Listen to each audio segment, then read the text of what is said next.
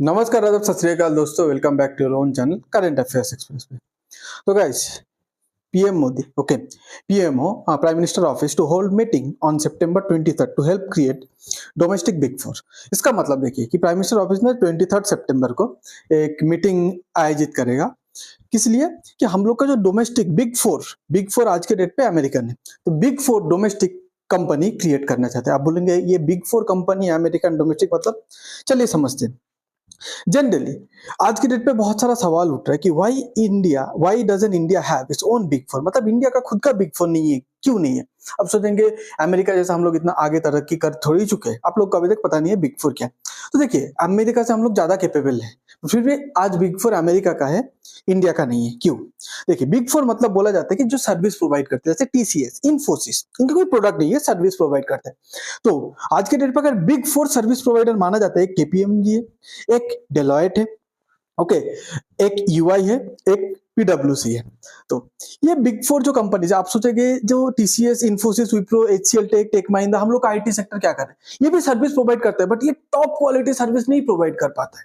ठीक है, ये मतलब minimum medium quality but large number. इन लोग क्या करते हैं, कम नंबर ऑफ सर्विस कम है, पर जो भी करते हैं एकदम टॉप सेक्टर पे सर्विस प्रोवाइड करते हैं।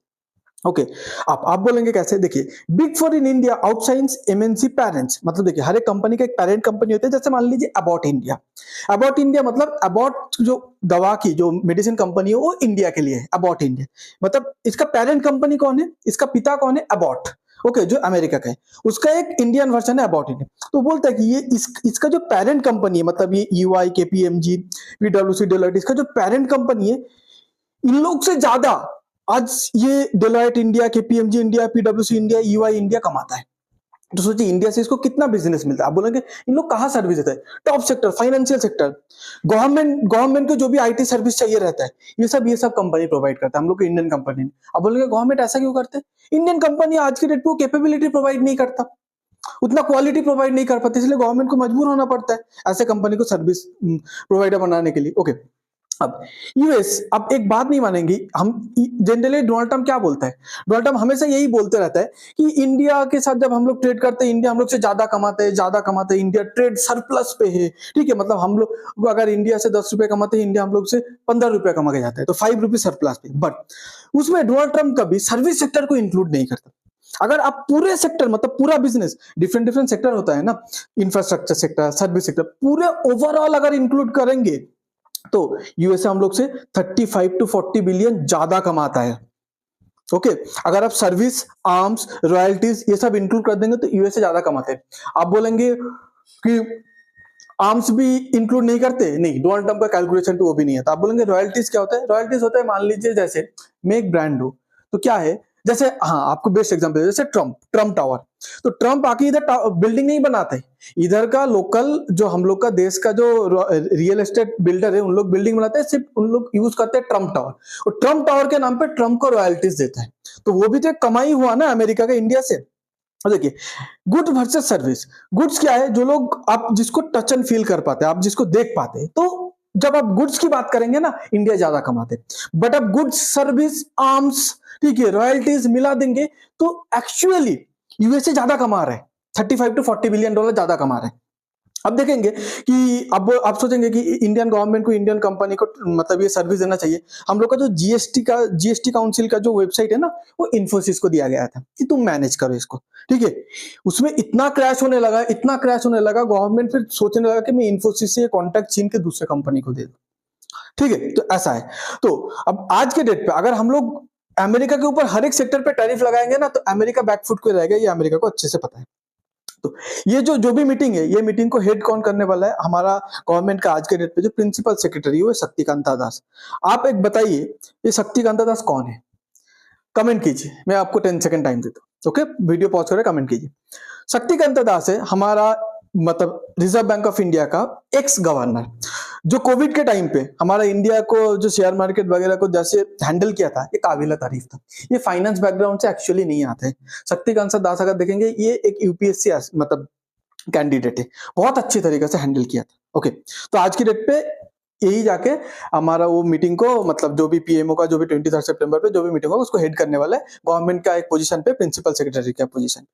हमारा कौन कौन सा कंपनी, ठीक है, बिग फोर पे आ सकते हैं। देखिए एक है टीसीएस, ठीक है, उसके बाद largest Indian IT company Infosys, Wipro, HCL tech, tech Mahindra, Larsen and Toubro, LTIM, Larsen and Toubro infotech माइंसेस, LTTS, Larsen and Toubro technology service, Mphasis, Coforge, बहुत सारे कंपनी है आज आगे आ सकते हैं, ठीक है।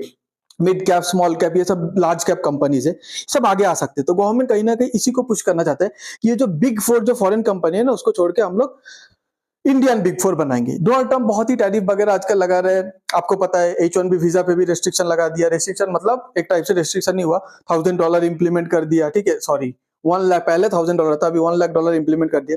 तो इसके लिए अब गवर्नमेंट को थोड़ा ये कंपनी को पुश देना पड़ेगा, कैसा, थोड़ा टैक्स बेनिफिट दे दो कि तुम लोग इन्वेस्ट करो, तुम लोग उस कंपनी, तुमको बेस पता है, तुम लोग इसको ग्रो करो, उस कंपनी का लेवल पे लेके आओ जो बिग फोर है, ठीक है, टैक्स बेनिफिट दे दो।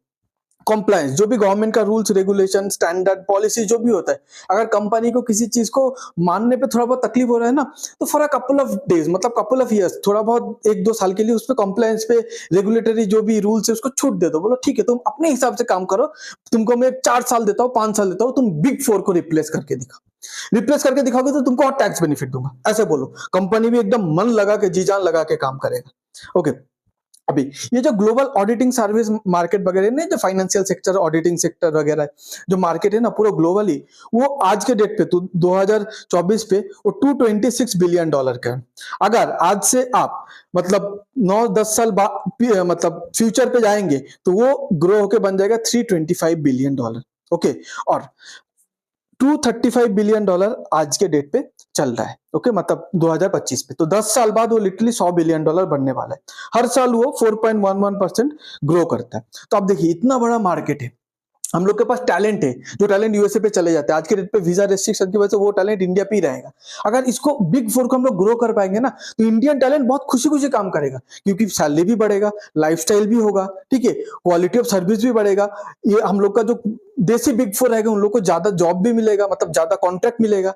तो ऐसे करके हम लोग इंडियन टैलेंट को इंडिया पे रिटेन कर सकते हैं। तो अब हमें से एक बात सब कोई पूछा है कि ट्रम्प जब भी, ये पूरा वर्ल्ड मीडिया, यूएस मीडिया भी, इंडियन मीडिया तो ज्यादा पूछा है, ट्रम्प जब भी ये टैरिफ ट्रेड वगैरह की इंडिया के साथ बात करता है, तो ट्रम्प ये मतलब आपका जो सर्विस सेक्टर है इसको क्यों इग्नोर कर देता है।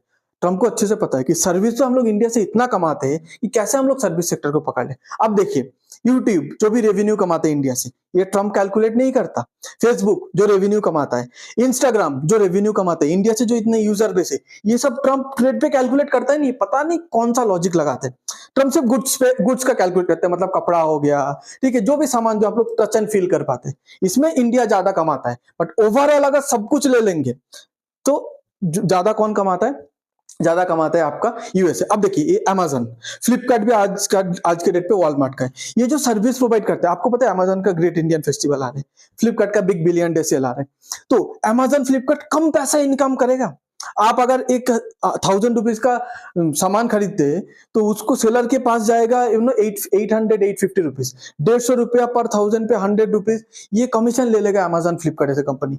ये क्या इनकम नहीं होता है, ठीक है, ये सब सर्विस काउंट नहीं करता है। तो कहीं ना कहीं हम लोग को भी अपना ये जो ऑल्टरनेटिव बनाना पड़ेगा। हम लोग एक काम कर रहे हैं ओएनडीसी पे, ठीक है, जो ये सब ऑनलाइन शॉपिंग वगैरह सर्विस सेक्टर को इम्पैक्ट करेगा, बट सोशल मीडिया पे हम लोग को काम करना पड़ेगा। तो ये सब जब चलते हुए पीयूष गोयल साहब ने एक बात बोल दिया कि little afraid of our talent, मतलब ट्रम्प आज जो H1B वीजा के ऊपर फी लगाया ताकि इंडियंस आना पाए, तो बोल रहा है अगर ट्रम्प को ये भरोसा होता अपने अमेरिकन के ऊपर कि इंडिया को कम्पीट करके हरा के जॉब ले लेगा, तो इसकी जरूरत नहीं है। आज ट्रम्प ये सब कर रहा है, इसका पीछे एक ही रीजन है कि ट्रम्प थोड़ा बहुत डरा हुआ है, अमेरिकन इज लिटिल अफ्रेड, थोड़ा बहुत डरा हुआ है कि इंडियन टैलेंट के साथ हम लोग लड़ नहीं पाएंगे, तो इसको दूसरे तरीके से चलो हम लोग हराते हैं, क्योंकि लड़ाई करके तो टैलेंट के हिसाब से तो हरा पाएंगे नहीं। ओके, अब ये जो अमेरिका का जो फैंग कंपनी है, ठीक है, बिग 5 जिसका है आपका फेसबुक है, एप्पल है, अमेजन है, नेटफ्लिक्स है, गूगल है, ये दुनिया का टॉप 5 बिगेस्ट कंपनी है गाइस। ये सर्विस देके ही कमा रहे हैं। नेटफ्लिक्स क्या कैसे कमा रहे हैं, सर्विस देके, अमेजन भी सर्विस, एप्पल, ठीक है, एप्पल का सर्विस पे नहीं आता है, बहुत चीज सर्विस पे आता है एप्पल का, तो बट जो फोन बेचते हैं वो सर्विस पे नहीं आता है। Facebook service, Google service, Microsoft भी सर्विस देके कमा रहे हैं। ये जो इतना बिलियंस ऑफ डॉलर कमा रहा है ना इंडिया से, इसका ये जो ट्रेड डील वगैरह, ट्रेड की बात जब डोनाल्ड ट्रम्प करते हैं, इसको काउंट ही नहीं करते। तो क्या अगर हम लोग आज हम लोग चुप है, डोनाल्ड ट्रम्प के टैरिफ के अगेंस्ट पे कुछ नहीं बोला, अगर हम लोग ये सब कंपनी को भी टारगेट करने लगे ना, डोनाल्ड ट्रम्प मतलब दिन भर रोएगा और दिन भर इंडिया को मतलब उल्टा सीधा बोलते रहेगा, ट्वीट करता रहेगा, धमकी देते रहेगा, कुछ नहीं कर पाएगा। आपको इस बारे में क्या राय है, आप कमेंट में बता सकते हैं। अगर आपको ये वीडियो अच्छा लगता है तो please like, share and subscribe. Thanks for being here, your time really matters. God bless you.